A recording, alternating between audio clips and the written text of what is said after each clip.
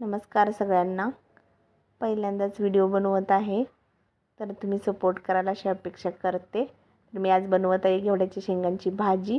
त्यासाठी मी कढईत टाकलेले आहे तेल, त्यात जिरे, मोहरी, कांदा टाकला, टोमॅटो टाकला. तर चांगलं सगळं छान परतून घेतलं व्यवस्थित.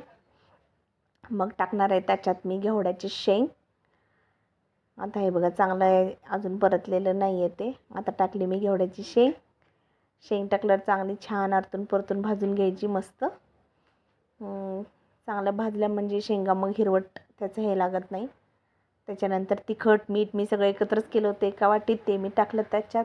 वरून टाकलं पाणी, त्याच्यावर ठेवलं झाकण आणि 10 मिनटं वाफेवर शिजवून घेतली. आता झाली माझी भाजी रेडी. त्याच्यात टाकली मी शेंगदाण्याचे कूट, कोथिंबीर. झाली भाजी. कशी वाटली कमेंट करून नक्की सांगा.